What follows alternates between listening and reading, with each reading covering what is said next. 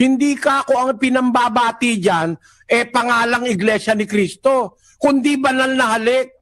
Sa lagay ba, pag nagkita mga miyembro nyo nagkasalubong sa daan, huy, Iglesia ni Cristo. Sasagot siya, Iglesia ni Cristo. Ganon ang batian nyo.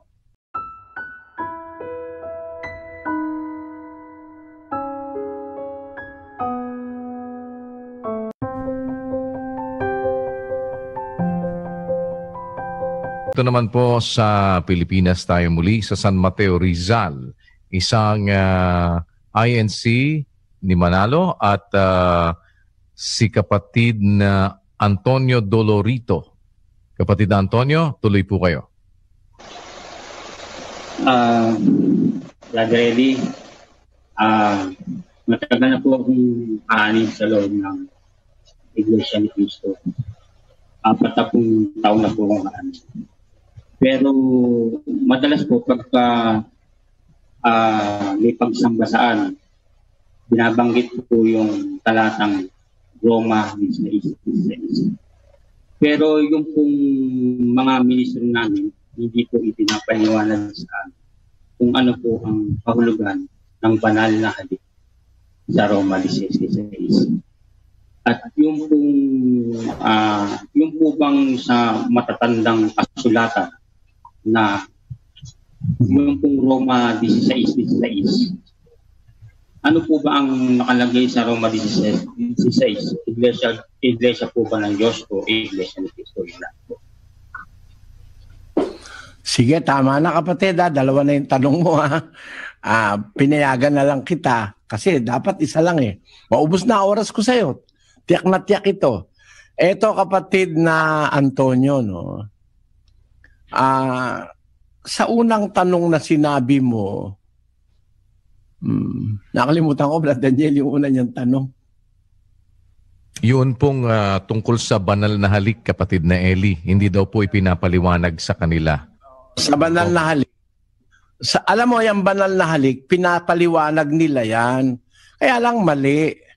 Pinuna ko nga yan Kasi ang paliwanag sa pasugo, ano ang opisyal na pangalan ng iglesia? Iglesia ni Cristo kasi ito ang pangalang ipinambati sa lahat. Pasugo ng September 1976, sa page 26, ganito ang nakasulat sa pasugo. Kapatid, pakinggan mo mabuti. Basahin mo na rin sa iyong screen.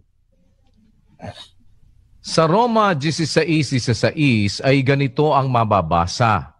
Mangagbatian kayo ng banal na halik. Binabati kayo ng lahat ng mga iglesia ni Cristo. Ang pangalang iglesia ni Cristo ang pangalang opisyal sapagkat ito ang ipinag-utos na ipangbati sa lahat. Hindi ito katawagang panglahi o pangpuok o... Kapatid na Daniel, sandali. Ang sabi ng paliwanag ng pasubo, napasubo na talaga itong mga taong ito Sa Roma 16:16, ganito ang mababasa. Mangagbatian kayo ng banal na halik. Binabati kayo ng lahat ng mga iglesia ni Cristo. Ang pangalang iglesia ni Cristo, ito yung paliwanag ng pastor. Ang pangalang iglesia ni Cristo, ang pangalang opisyal, sapagkat ito ang ipinag-utos na ipangbati sa lahat. Tinan mong kawalanghiyaan yung pagliligaw na yan. Ang ipambabati ba ay pangalang iglesia ni Cristo? Ayon sa Roma 16:16, o ang ipambabati banal na halik? Yun ang tanong ko kay Ka Ramos. Nako, namilipit yung matandang Ramos ng usapan namin doon sa radyo nung araw. Hindi ka ako ang pinambabati dyan, pangalang iglesia ni Cristo, kundi banal na halik. Sa lagay ba, pag nagkita mga miyembro nyo nagkasalubong sa daan, huy, iglesia ni Cristo. Sasagot siya, iglesia ni Cristo. Ganon ang batian nyo. Ang pangalang pambati, iglesia ni Cristo. Ang pambati, banal na halik, hindi pangalang iglesia ni Cristo. Unang-una, itindihin mo mabuti kapatid kung paano magligaw ng tao itong pasubo ninyo. ang pangalan daw Iglesia ni Cristo, ang pangalang opisyal, sapagkat ito ang pinag-utos na ipambati sa lahat. Samantalang ang pinag-uutos na pambati, mangagbatian kayo ng banal na halik. Ang liwaliwanag, yun ang utos no? Maging sa mga taga-Korinto, yun ang utos. Pero walang binabanggit ng Iglesia ni Kristong pangalan. Basahin natin sa unang Korinto. Ang sabi ng Apostol Pablo, 16:20 ng unang Korinto. Pinabati kayo ng lahat ng mga kapatid. Kayo'y mangagbatian ng halik na banal. Yun din mismo Yung sinabi niya sa Roma, yun din ang sinabi niya sa Korinto. Wala namang Iglesia ni Cristo rito. Paano nangyari yan? Na sa Roma ay pambabati Iglesia ni Cristo. Bakit dito sa unang Korintos 16:20, wala namang Iglesia ni Cristo binabanggit. Kung talagang ang iniutos na ipambati ay Iglesia ni Cristo, pangalang Iglesia ni Cristo. Sana ang sabi ni Pablo sa Korinto, binabati kayo ng lahat ng mga kapatid. Kayo'y mangagbatian ng pangalang Iglesia ni Cristo. Hindi naman Kayo'y mangagbatian ng banal na halik. Sana may ideya ka kung paano manloko mga pastor mo, kapatid. Nasa pasugo yan. Hindi ito imbento, hindi ito paninira. Yung pambati, banal na halik, utos yun sa Roma, utos yun sa Korinto, utos pa rin yun sa Thessalonica. Basahin natin ang 5:26. Batiin ninyo ang lahat ng mga kapatid ng banal na halik. Ayan, kita mo? Lahat ng kapatid, batiin ninyo ng pangalang Iglesia ni Cristo? No! Tindi ng kapal ng pagmumukha mo pag inilagay mo dyan yung Iglesia ni Cristo ang pangalang ipambabati. Batiin ninyo ang lahat ng mga kapatid ng banal na halik. Ang banal na halik ang ipinambabati. Si Pablo ba lang may sabi niyan? Si Pedro, ganun din ang sabi. Basahin natin sa 5:14 ng unang Pedro. Mangagbatian kayo ng halik ng pag-ibig. Kapayapaan nawa ang sumainyong lahat na nakay Kristo. Amen. Mangagbatian kayo ng halik ng pag-ibig. Yun nga yung banal na halik. Alam mo ba, interpretasyon ng Iglesia ni Manalo dyan, kapatid? Sabi mo, hindi mo pa naririnig. Hindi ka siguro dumadalo. Kaya hindi mo narinig. Paparinig ko sa iyo ang interpretasyon. Pakita natin. Ngayon, tungkol po sa tanong nyo kanina, ito yung paliwanag ng mga nagsisipagsuri, nung kahulugan ng banal na halik. Opo. Ito po, sa pagkakaliwat na po sa ating wika, mula po sa Wycliffe Bible Commentary, sa page 1225. Ano man nasa ang paliwanag daw ng nagsusuri tungkol sa banal na halik, ang paliwanag ng nagsusuri, hindi kanila. No? Ina-adapt lang nila. At ang babasahin, Wycliffe Bible Commentary.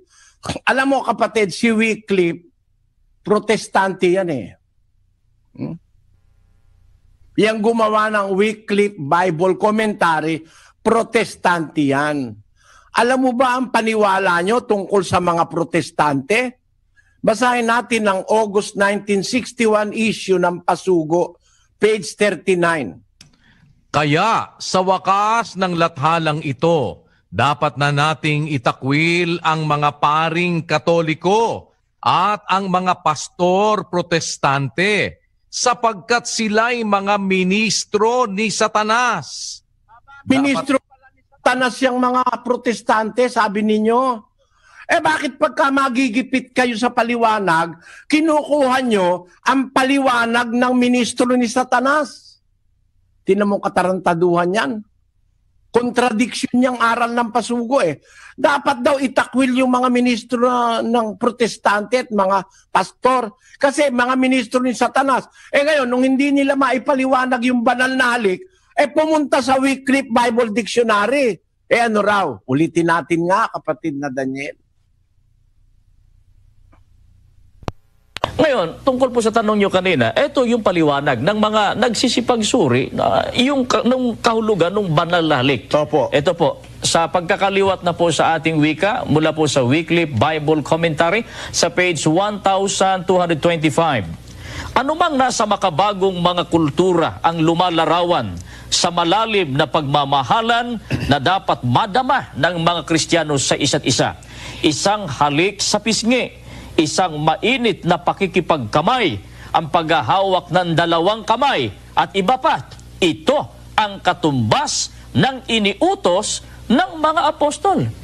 Ito yung bunga ng pagsusuri ng mga nag-aaral po sa Biblia, kapatid na Michael, tungkol po sa Roma 16:16, ang ating stand na yung banal na halik, paraan po ng pagbatid. Doon po sa mga bansa na yung beso-beso. Opo. Tama yun wala nang masama doon. At ginagawa nga po sa loob ng Iglesia ni Cristo, may mga kaani po sa Iglesia na yun ang ginagawa. Opo. Na ang isa namang katumbas nito, yung shake hand. Opo. Batay din po sa ating binasa. Yan katumbas ng itinuro ng mga apostol. Batay po sa komentaryong ito. Iyan ang ginagawa raw sa Iglesia ni Cristo. Yung pinaliwanag ni Wycliffe na protestanteng pastor na sa demonyo. Na ang kahulugan daw ng banal na halik, halik sa pisngi, beso-beso. O kaya shake hands. Yan. Ayan. Yan daw ang banal na halik sa inyo. Banal na halik pala yung shake hands, ano? At saka yung beso-beso. Teka muna. Ganun ba ang pakahulugan ng Biblia sa banal na halik? Sa halik ng pag-ibig? Yung mag-shake hands, magbeso-beso? Balikan natin ang Roma 16:16. Mangagbatian kayo ng banal na halik. Binabati kayo ng lahat ng mga iglesia ni Kristo. Ayan, ang utos, mangagbatian kayo ng banal na halik, sabi sa taga-Roma. Binabati kayo ng lahat ng mga iglesia ni Kristo. Asan ba yung mga iglesia ni Kristo na bumabati sa taga-Roma? Basahin natin ang unang Tesalonica o sa Galacia 1:22. At hindi pa ako nakikilala sa mukha ng mga iglesia ng Judea na pawang kay Kristo. Aba, yung palang mga iglesia ni Kristo na pawang kay Kristo, nasa Judea pala yun. Kaya yung mga taga-Judea bumabati ng banal na halik sa taga-Roma. Kung yan ay beso-beso, gaano ba kahahaba ang liig ng mga taga-Judea para mabati ang mga taga-Roma ng banal na halik? Kahit liig ng giraffe ang ilagay mo, hindi pwede. Ang distansya, 1,448 miles from Rome doon sa Judea. Yung mga iglesia ni Kristo sa Judea, mga iglesia ng Judea na pawang kay Kristo, binabati nila yung mga taga-Roma ng banal na halik. Kung shake hands yan, paano nangyari yon? Paano maipapadala ni Pablo yung shake hands at saka yung beso-beso sa pamamagitan ng sulat? Ang pagbati ng banal na halik na isusulat, mga kapatid. Yung banal na halik na isusulat yon, na ipapadala. Parang ganito, ibig sabihin. No? Meron ako natatanda ang kanta nung araw.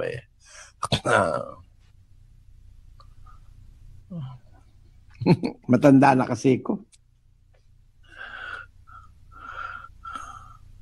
So we gotta say goodbye for the summer.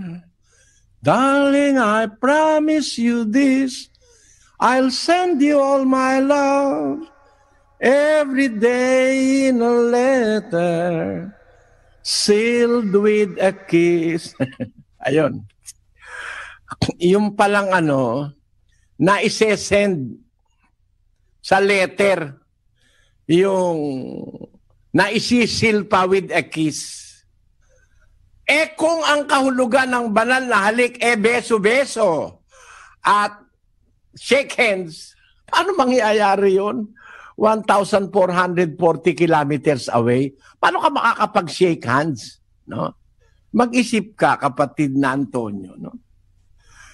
ang banal na halik is something spiritual. Hindi po yan physical na beso-beso. Kasi yung nasa mga iglesia sa Judea na pawang kay Kristo, bumabati ng banal na halik sa mga taga-Roma. Tapos, nung kausap ni Pedro, yung mga Kristiyano nung una sa unang Pedro Kapitulo 5, sabi niya, mangagbatian kayo ng halik ng pag-ibig. Sabi ni Pedro sa mga sinusulatan niya, asan ba yung mga sinusulatan ni Pedro? Basahin natin yung umpisa ng kanyang sulat, kung kanino niya isinusulat. Sa unang Pedro 1:1, kapatid na Daniel. Si Pedro, na apostol ni Hesukristo, sa mga hinirang na nangingibang bayan na nasa pangangalat sa Ponto, Galacia, Cappadocia, Asia at Bitinia.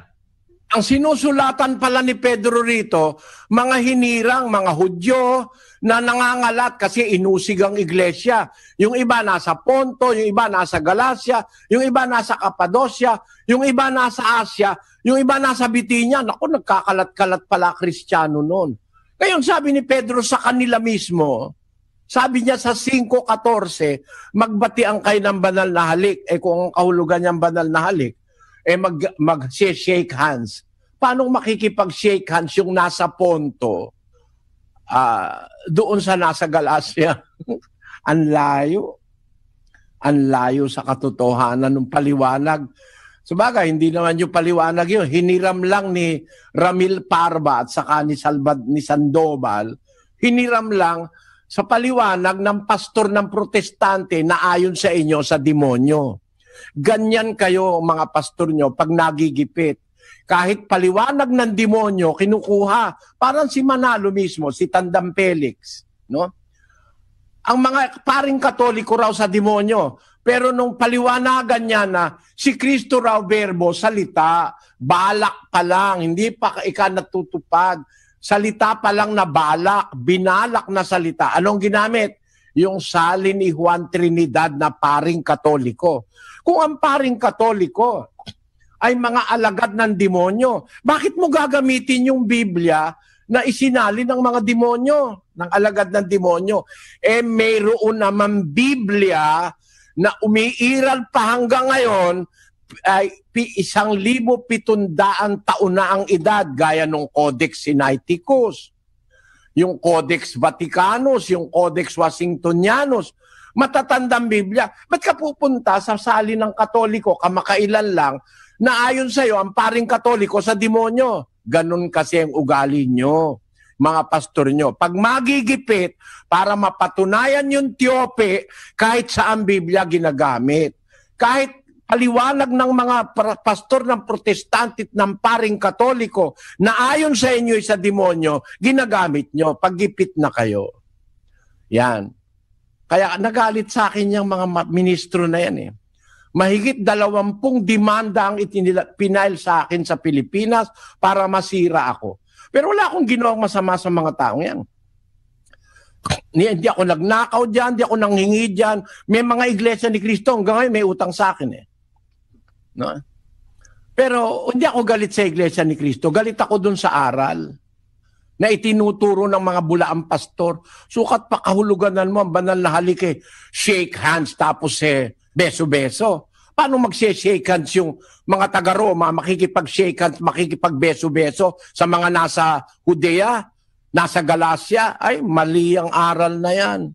Spiritual yung banal na halik na yan, kapatid. Ang tawag nga ni Pedro, halik ng pag-ibig.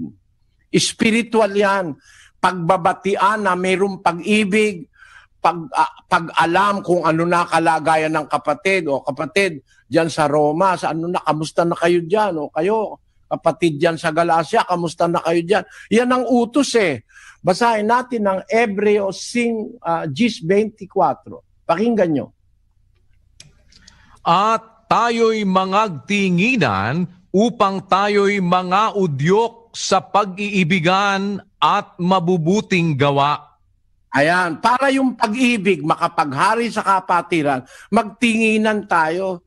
Maging ano ka, maging occupied ka, tawag doon concerned ka sa kapatid. Inaalaala mo yung kapatid, kahit saan sila naroon, inaalaala mo.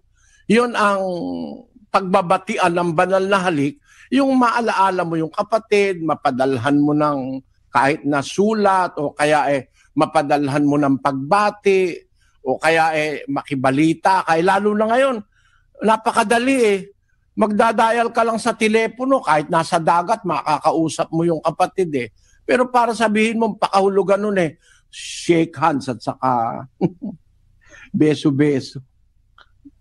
Merong espiritual na kahulugan ng halik, kapatid. Eto yun, pakinggan mo. Sa awit, sa Kapitulo 85,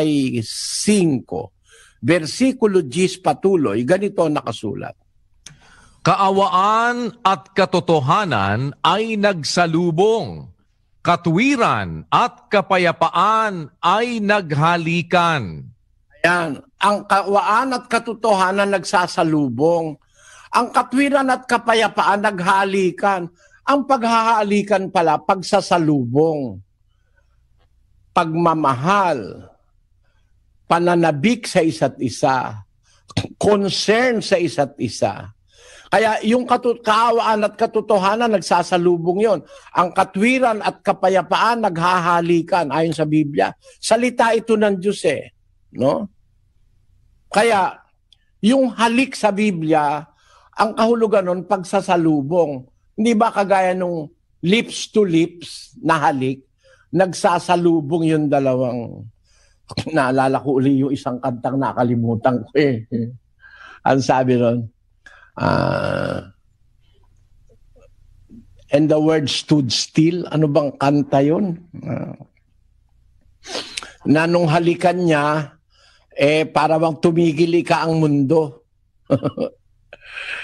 Love is a many splendid thing.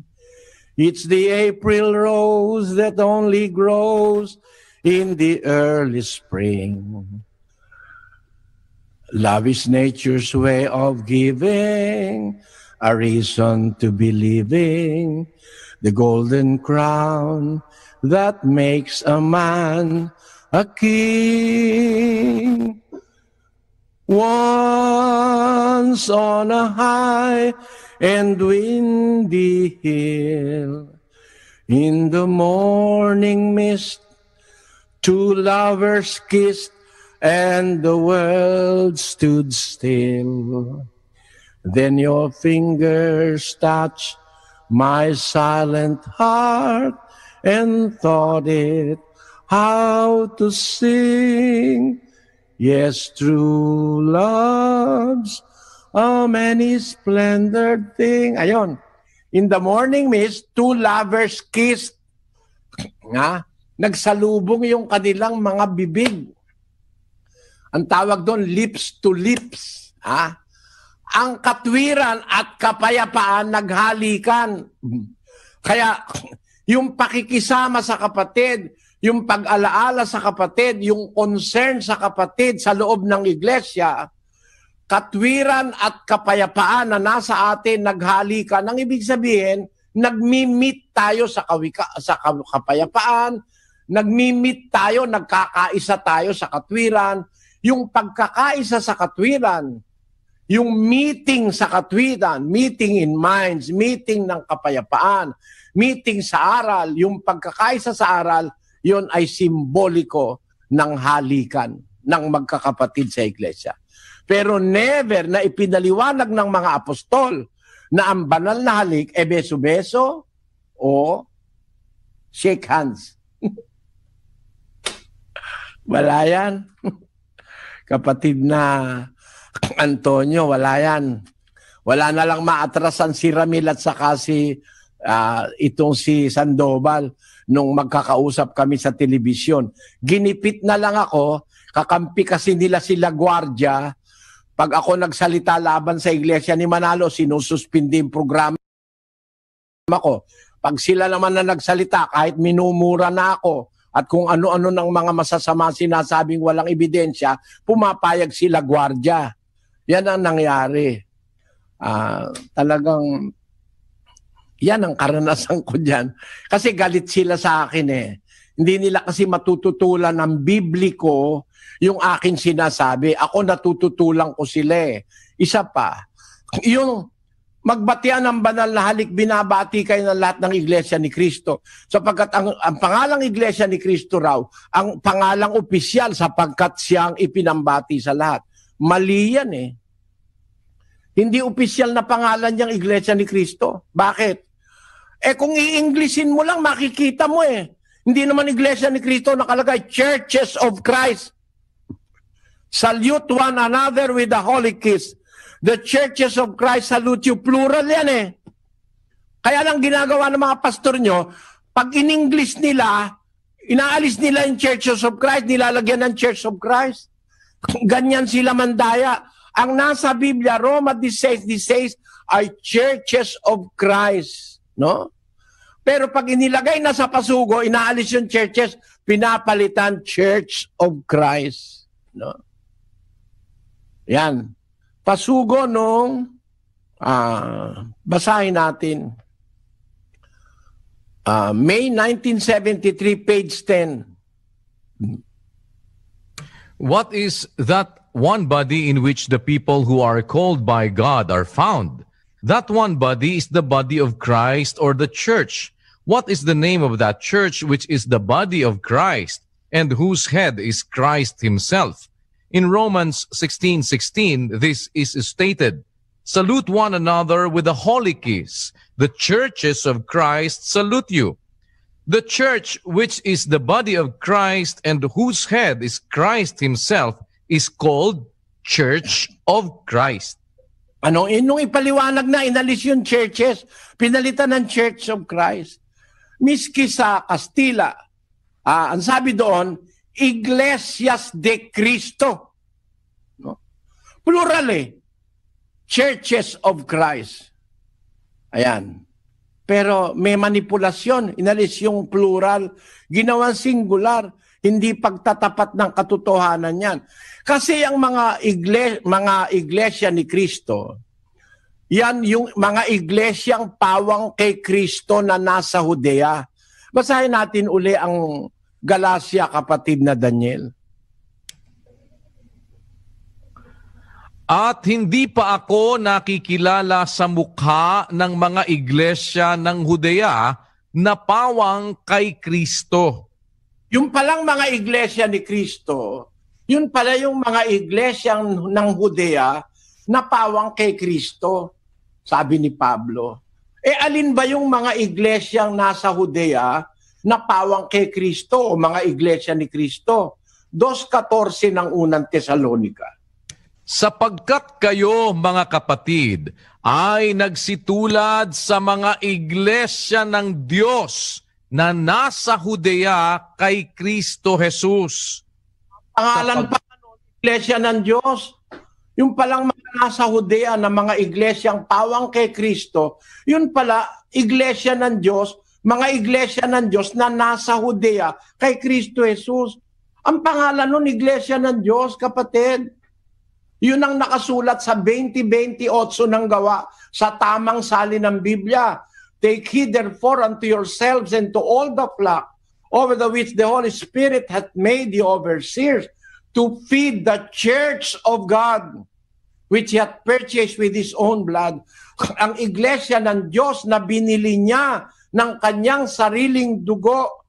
Ang sabi sa Griego, yung mga mas original na mga translation, ang sabi, Ecclesian to Theo, iglesia ng Diyos.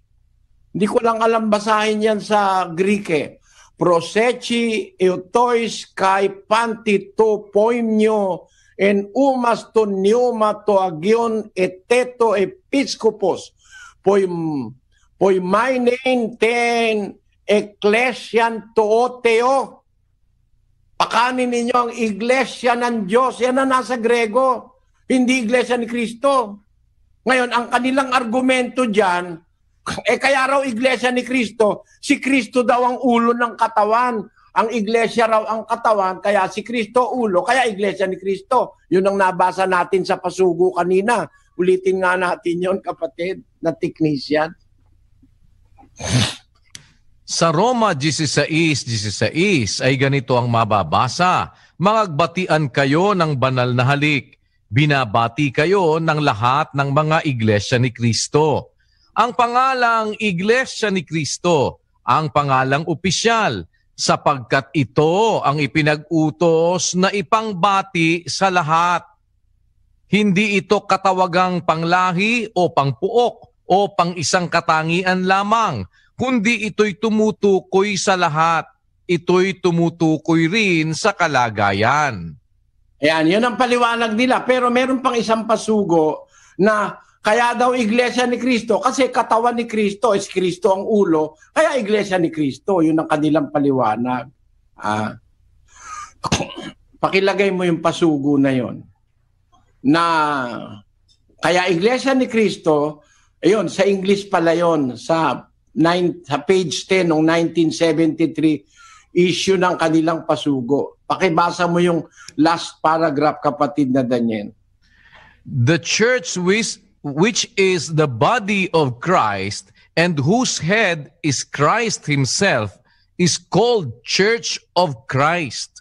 Ayan, kasi si Kristo raw ang ulo, kaya ang tawag ay Iglesia ni Kristo. Teka muna, kapatid. Mali ang interpretasyon na naman ni Manalo dyan. Colosas 1:18. Basahin natin, kapatid na Daniel. Siya ang ulo ng katawan sa makatwid bagay ng iglesia. Ayan, ang liwanag si Kristo ang ulo ng katawan. Alin yung katawan? Sa makatwid bagay ng iglesia. Abe, di kasama si Kristo dun sa katawan? Siya nga ang ulo Meron ba namang katawang walang ulo? Pugot yun. Pero sa isang tamang katawan, sa tamang sentido ng katawan, si Kristo, ang ulo ng katawan. Sa makatwid ng iglesia. Alin ang iglesia? Di yung katawang may ulo. Para sabihin mo ngayon, iglesia ni Kristo kasi siya ang ulo ng katawan. Parang pinaghihiwalay mo Siya ang ulo ng katawan. Aling katawan? Yung katawang may ulo na sa makatwid bagay ang iglesia. Ang iglesia, katawang may ulo, kumpleto. Kanino yung katawan? Kay Kristo ba yung katawan na yon? Basahin natin ng Efeso 2:16. Pakinggan nyo. At upang papagkasunduin silang dalawa sa isang katawan sa Diyos. Katawang sa Diyos. Ang Diyos ang may-ari niyan Siya nga ang nagporma ng iglesia Sabi sa 12:28 ng unang Korinto, naglagay ang Diyos ng ilan sa iglesia. Una-una, apostol, ikalawa, propeta, ikatlo, guro, saka himala, saka kaloob na pagpapagaling. Mga pagtulong, pamamahala, iba-ibang wika. Sino ang pumorma ng iglesia? Ang Diyos. Inilagay niya na parang isang katawang kompleto. May ulo. Ang ulo si Kristo. Si Kristong ulo, sino may-ari? Basahin natin ang Lucas. Pakinggan niyo ang sinasabi sa aklat ni Lucas 9:20. At sinabi niya sa kanila, datapwat, ano ang sabi ninyo kung sino ako?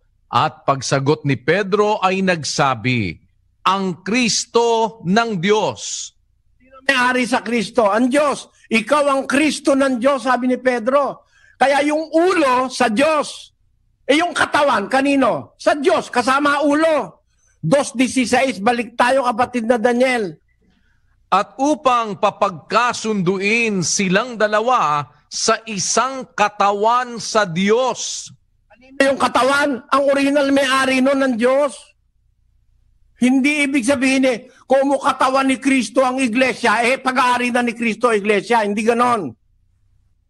Katawang sa Diyos yan. Ang Diyos ang bumuo. Inilagay ng Diyos ang bawat isang sangkap ng katawan ayon sa kanyang minagaling. Unang Korinto. Basahin natin ang Kapitulo 12, versikulo 18, kapatid na Daniel. Datapwat ngayoy inilagay ng Diyos ang bawat isa sa mga sangkap ng katawan ayon sa kaniyang minagaling. Sino ang bumuo ng katawan? Ang Diyos. Ayon sa kanyang minagaling, nilagay niya bawat isang sangkap. Nilagay niya si Kristo na ulo at yung mga iba ay mga kaani, mga ministro, mga obispo, etc. Nakabuo ang Diyos ngayon ng isang katawan. Kanino yan? Isang katawang sa Diyos. Huwag mong kakalimutan, kapatid na Antonio, isang katawang sa Diyos. Hindi katawan ni Kristo, siya may-ari. Yung katawan natin, hindi tayo may-ari nun. Sabi ni Pablo, ang inyong katawan nasa Diyos. Yung basahin natin sa 6:20 ng unang Korinto. Sapagkat kayo'y binili sa halaga, luwalhatiin nga ninyo ng inyong katawan ang Diyos at ng inyong espiritu na sa Diyos. Katawan at espiritu ng isang Kristiyano sa Diyos. Ang katawan natin, ang ating espiritu sa Diyos. Ang iglesia sa Diyos. Si Kristo sa Diyos. Kaya ang total niyan, iglesia ng Diyos. 2 Korinto 1:1. Pakinggan nyo. Si Pablo na apostol ni Kristo Jesus sa pamamagitan ng kalooban ng Diyos at si Timoteo na ating kapatid sa iglesia ng Diyos na nasa Korinto, kalakip ng lahat ng mga banal na nasa buong Akaya. Yan ang opisyal na pangalan, kalakip na dyan ang lahat. Iglesia ng Diyos na nasa Korinto at sa lahat ng kalakip ng mga banal na nasa buong Akaya, Asia at iba't ibang panig ng mundo. Kaya yung iglesia ng Diyos, yan ang opisyal na pangalan. Bakit? Yan ang pangalan ng may-ari Ang talagang sa Diyos, tinatawag sa kanyang pangalan, 43:7 ng Isaias. Pakinggan mo, kapatid na Antonio. Bawat tinatawag sa aking pangalan at yaong aking nilikha ay sa aking kaluwalhatian, yaong aking inanyuan, oo, yaong aking ginawa. Maliwanag na maliwanag Ang mga tinatawag sa aking pangalan, bawat tinatawag sa aking pangalan, sabi ng Diyos, yaong aking nilikha, siyang gumawa nun. At sa aking kaluwalhatian, yung aking inanyuan. Oo, yung aking ginawa. Kaya yun sa Diyos, tinatawag sa pangalan ng Diyos.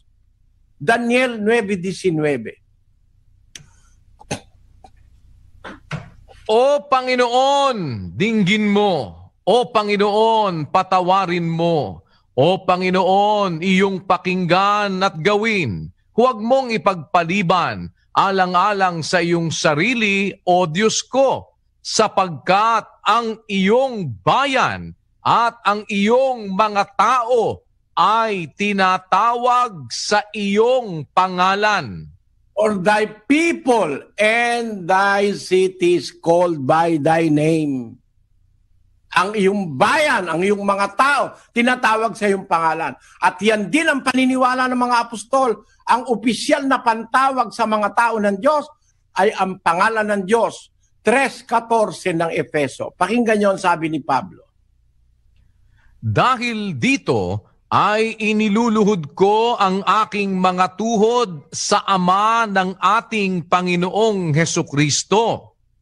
Nasa Kanya'y kumukuha ng pangalan ang bawat sangbahayan sa langit at sa lupa. Ayan, sabi ni Pablo, iniluluhod ko ang aking mga tuhod sa Ama ng Panginoong Hesukristo dahil sa Kanya kumukuha ng pangalan ang bawat sangbahayan sa langit at sa lupa. Sambahayan sa langit, kumukuha ng pangalan sa Diyos. Sambahayan sa lupa, kumukuha ng pangalan sa Diyos. Alin ba yung sambahayan sa lupa? Unang Timoteo 3:15, kapatid na Daniel. Ngunit kung ako'y magluwat ng mahabang panahon, ay upang maalaman mo kung paano ang dapat sa mga tao na ugaliin nila sa bahay ng Diyos na siyang iglesia ng Diyos na buhay at haligi. Ang bahay ng Diyos, ang sambahayan ng Diyos sa lupa ay ang iglesia. Ang tawag ng mga apostol, iglesia ng Diyos, di iglesia ni Kristo. Yung iglesia ni Kristo, wala sa Biblia yung singular nun. Plural yon, Churches of Christ. Hindi opisyal na pangalan yon. Ang lahat ng iglesia, pagsama-samahin mo sa Asia, sa Corinto, sa Bita, kung saan-saan, ang tawag mga iglesia ng Diyos. Kaya makikita mo may mga talata ng Biblia, 11 talata ang tinuturo iglesia ng Diyos.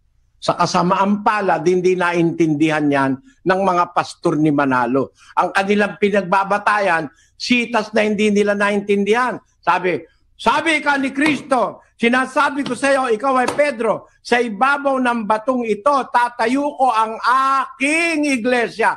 Ang emphasis nila, tatayo ko ang aking, ang kahulugan ng akin? Pagmamay-ari kayon. Kaya dapat, ang iglesia, ang nagtayo si Kristo, aking iglesia, iglesia ni Kristo. Pilosopya yon, hindi yun ang nasa Biblia.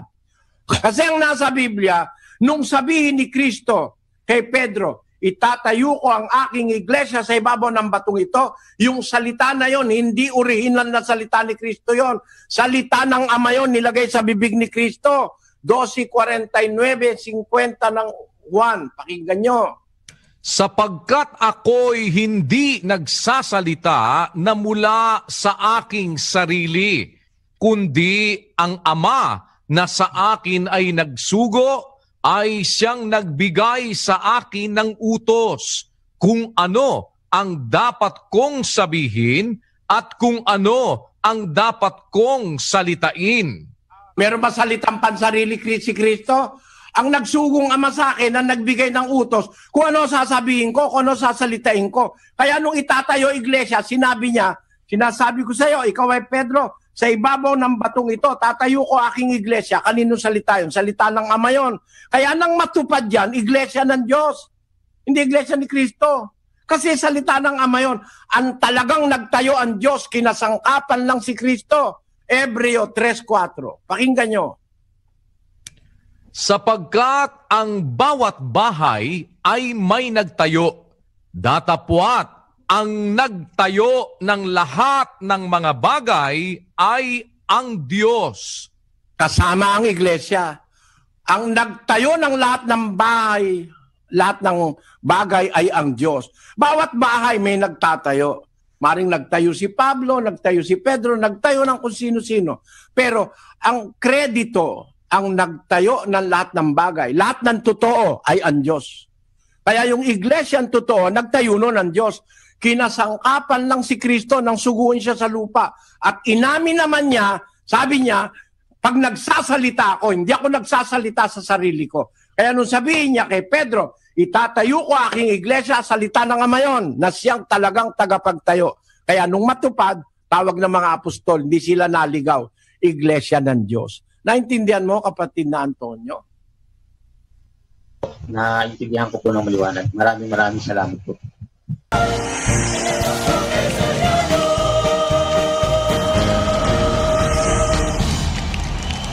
Marami po kasi nagpapaliwanag tungkol dito. Ano po pa yung talagang tama? Tungkol po dun sa banal na halik. Mel, narinig mo ng pinaliwanag ko yun, di ba? Opo, kapatid na Eli. Ito komo yan matagal na hindi po masagot-sagot at hindi po makuha ng mga iglesia ni Manalo. Ng buong kampo ng iglesia ni Manalo at ng mga ministro nila, lalo na ni Manalo, yung leader nila, si Iranyo at saka si Eduardo. Hindi kasi nila alam ang paliwanag talaga dyan kung anong kahulugan sa Biblia yan. Kaya yan sinabi na ni kapatid na Eli sa amin yan at sa mga nagtatanong sa mga expositions na kagaya nito.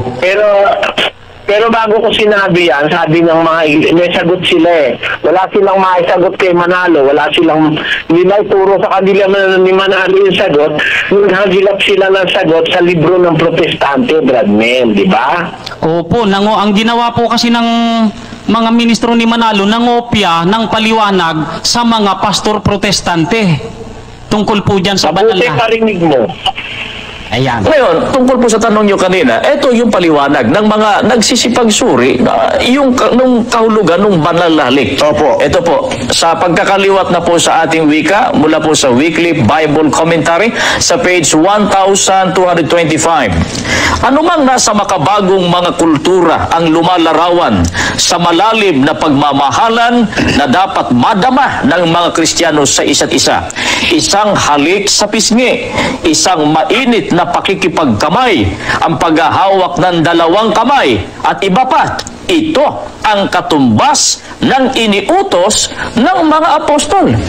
Ito yung bunga ng pagsusuri ng mga nag-aaral po sa Biblia, kapatid na Michael, tungkol po sa Roma 16:16, ang ating stand na yung banal na halik, paraan po ng pagbati.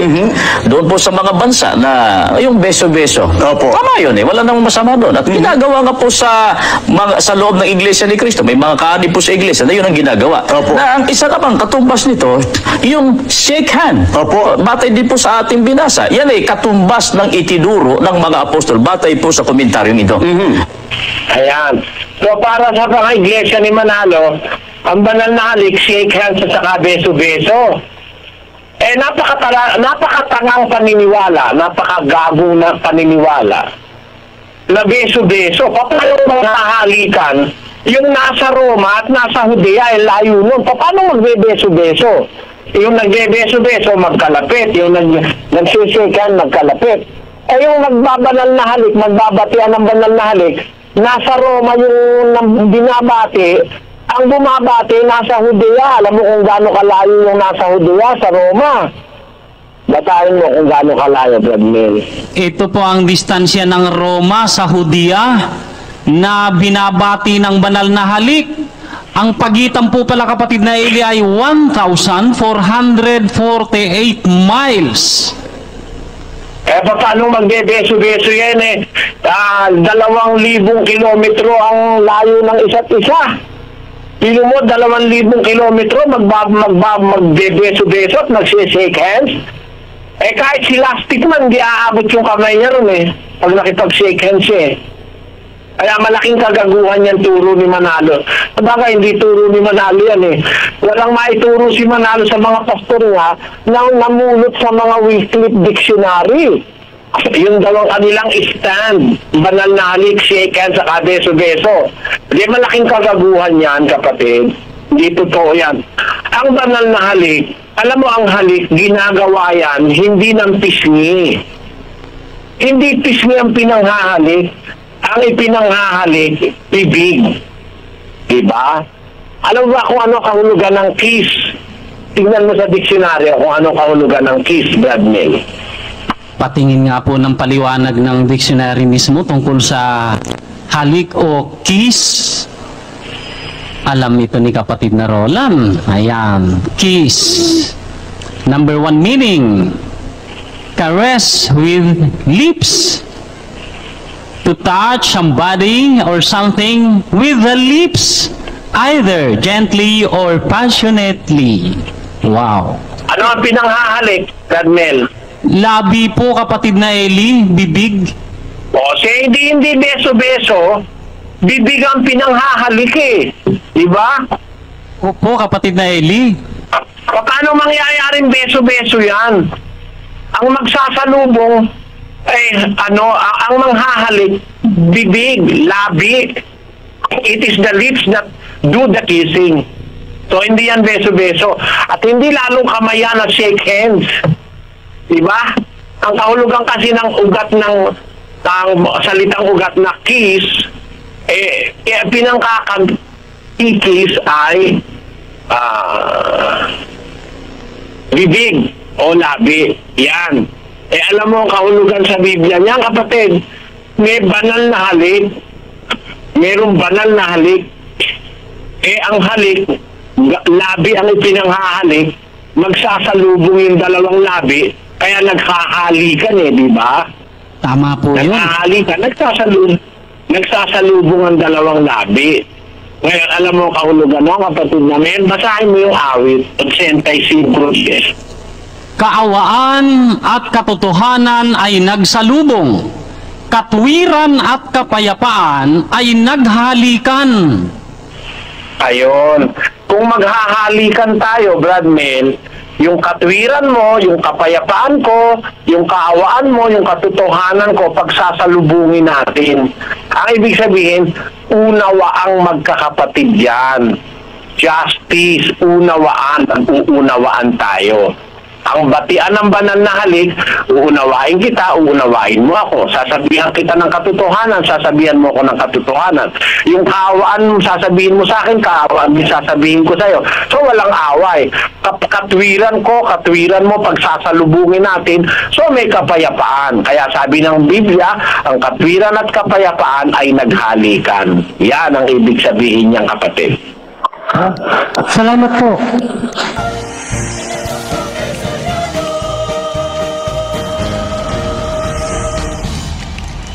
Kapag nakababasa tayo ng Roma 16:16 at from the Far East, isa lang po ang naisip natin, Iglesia ni Cristo.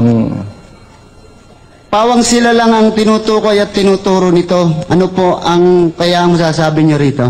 Hindi sila ang tinutukoy doon. Unang-una, yung 1616 ng Roma, hindi pa pinanganganak yung kalilong-lilongan ni Manalo, nakasulat na yun.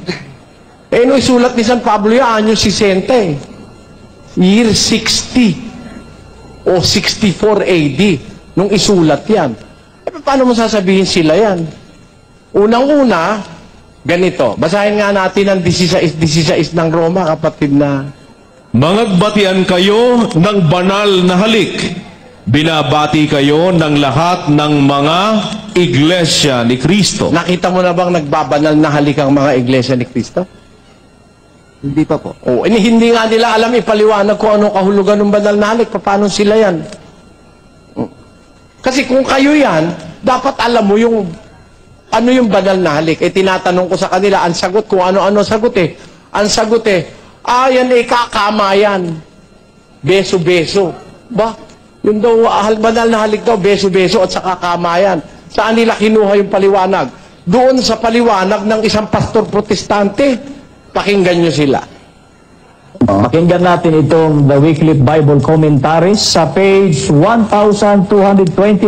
Ito po ang nakasulat. Whatever in modern cultures is symbolic of the deep affection Christians ought to feel toward each other, a kiss on the cheek, a warm handshake, a grasping of both hands, etc., is the equivalent of the apostolic command. Dito po ay ipinaliliwanag na anuman sa makabagong kultura na lumalarawan sa malalim o matinding pagmamahal na dapat iukol ng bawat Kristiyano sa isa't isa. Katulad ng halik sa pisngi, isang mainit na pakikipagkamay o ang paghawak ng dalawang kamay, ang katumbas ng ipinag-utos ng mga apostol. Yan. Yun daw ang paliwanag. Saan nila kinuha yun? Kay Wycliffe. Sino ba si Wycliffe? Pastor protestante. Ano ba paniwala nila sa pastor protestante? Basahin natin ang pasugo. Pasugo, August 1961, page 39. Kaya, sa wakas ng lathalang ito, dapat na nating itakwil ang mga paring Katoliko at ang mga pastor protestante sapagkat sila'y mga ministro ni Satanas. Kita mo, ministro pala ni Satanas yung pastor protestante. Sabi nila. Tapos nung wala silang maipaliwanag sa banal na halik, namulot ng paliwanag sa pastor protestante. Mag-isip kayo lang. Hindi ako naninira, mag-isip lang kayo.